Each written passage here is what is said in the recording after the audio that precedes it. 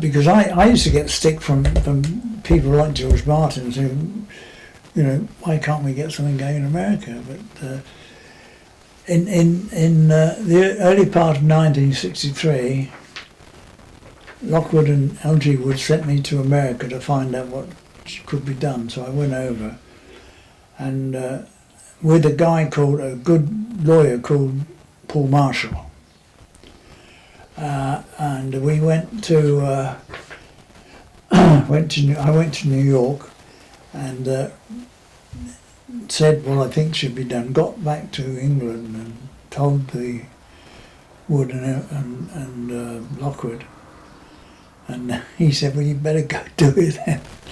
So in I think it was August in '63, I was in America. Then after May, I came over and I went to America with Paul Marshall. Set up this company called Trans Global Music, which is it's my company, but without EMI it would have collapsed if you got. And they sent me over for this period with furniture, a wife, and a kid, and only one children when I went over here. Well, don't forget, I mean, the Beatles are starting to break, and George Martin was creating, and rightly so, bloody company in Capital.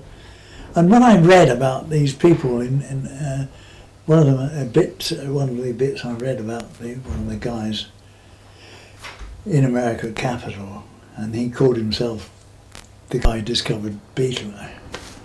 I just gets me cross because it was so difficult, you know, to get anything through to these people at all.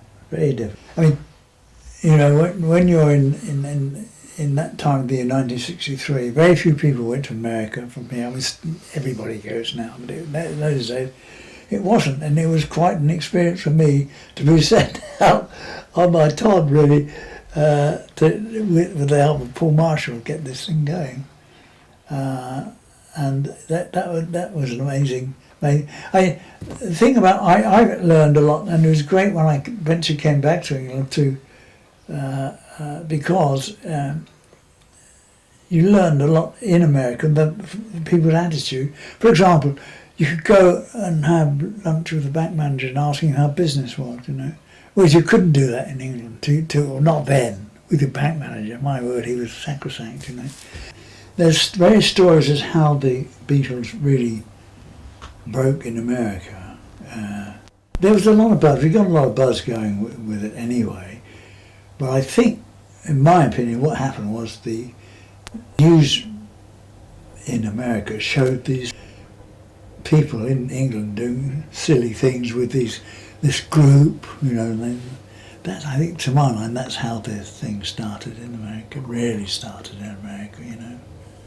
Brian Epstein had come over, and there was this hotel in Central Park, a very old, they've just redone it, big hotel on Central Park, where that photograph was taken.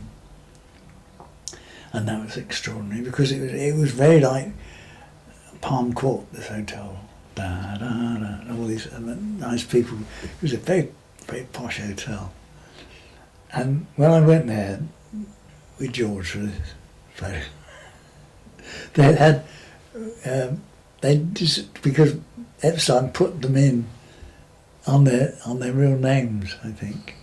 And can you imagine all the, and you see, the radio stations in New York were extraordinary with the Beatles, extraordinary. They had never met people like them because they used to talk. Now, prior to that, if you got an artist on radio, it was radio, we are just good friends and so forth. But the Beatles were on, they just chat. They knew everybody, you know. It was incredible for them. And of course, they all knew where they were. And you go to this hotel. I remember the hotel had hired these Pinkerton men who look after things.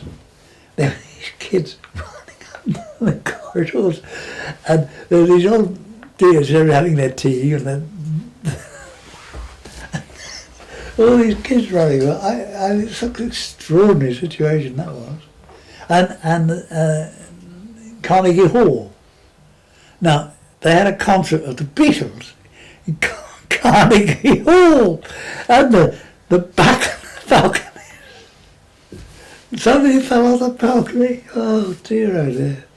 You wouldn't believe half the things that went on. It's extraordinary, it was.